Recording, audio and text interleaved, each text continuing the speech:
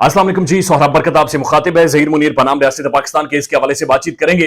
लेकिन उससे पहले आपको बता दूं कि कहा जाता है कि जब आप किसी चीज के पीछे सच्चे दिल से पड़ जाएं और आपकी नीयत साफ हो तो कायनात की तमाम तर चीजें और ताकतें आपकी मदद करना शुरू कर देती हैं।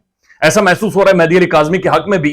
कायनात की तमाम तर ताकतें, तमाम तर अच्छे लोग, सच्चाई के साथ खड़े होने वाले लोग, तमाम तर मुअज़्ज़िज़ीन मेहदी काज़मी के साथ खड़े हो गए हैं। लेकिन ज़हीर मुनीर को यह अंदाजा नहीं था कि एक अनजाना खुसट बुड्ढा उसके गले की हड्डी बन जाएगा। एक खुसट बुड्ढे का केस उसके लिए बवाले जान बन जाएगा। ये अगेन कल्प्रिट है, माफ कीजिएगा, ये मैं खुसट बुड्ढा कह रहा हूं क्योंकि इन्होंने जो हरकत की है वो हरकत एक ऐसी है कि जो किसी भी मुआशरे में उसे इज्जत की निगाह से या तमीज की निगाह से देखा नहीं जा सकता। एक 44 साल के middle class, upper middle class के एक शहरी ने 13 साल बच्ची को भगाया। आरजू फातिमा की केस की बात हो रही है और उसे अगवा किया और उसके साथ जबरी निकाह किया और उसके साथ जो मामला थे वो चलाता रहा, जो कोर्ट ने बच्ची को फाइनली वालिदैन के हवाले कर दिया है। लेकिन ये जो 44 साल का जो खुसट बुड्ढा है और 44 साल नंबर, ये डिजिट इटसेल्फ ज़हीर मुनीर बनाम रियासत पाकिस्तान केस में बड़ा इंपॉर्टेंट है। और क्यों इंपॉर्टेंट है? You guessed it right. तो ये 44 साल का जो खुसट बुड्ढा है ये अब इनके लिए अजाब बन गया है और ये इनके लिए गले की हड्डी बन गया है क्योंकि ये अब निगली नहीं जा रही।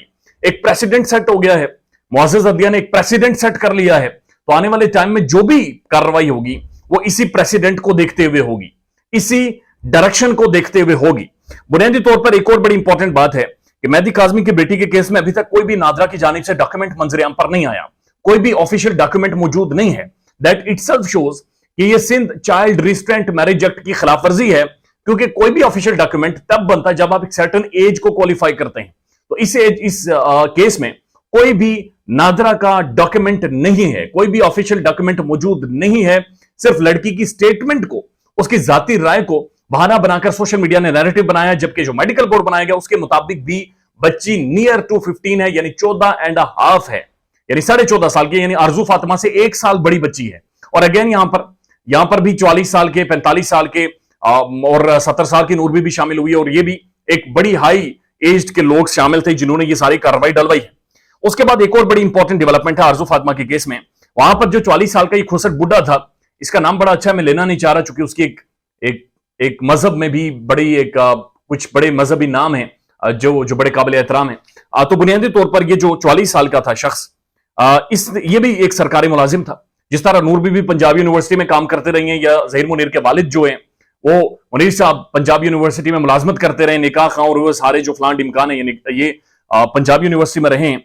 लेकिन उस वक्त उसकी जो सरकारी नौकरी थी, जो आरजू फातिमा का मुबैना शौहर था जिसने बच्ची को अगवा किया था, उसे नौकरी से किक आउट कर दिया गया था, यानी उसे नौकरी से निकाल दिया गया था और रियासत ने या फिर जॉब ने उसे ऑन नहीं किया था।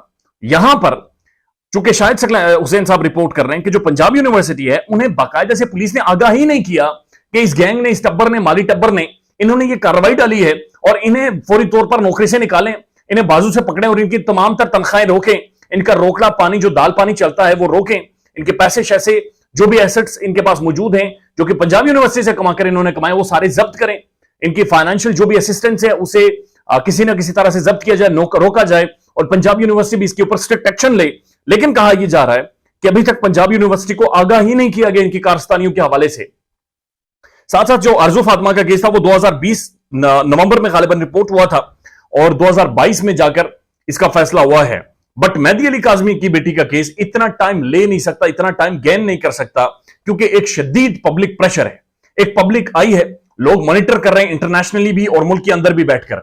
लिहाजा अदालत को इस सारे केस को प्रेसिडेंट लेते हुए इस मामले को सुलझाना चाहिए और बच्ची की जो लीगल कस्टडी है वो इनके वालिदैन के हवाले कर देनी चाहिए। ख्याल रखिएगा अपना। अल्लाह हाफिज।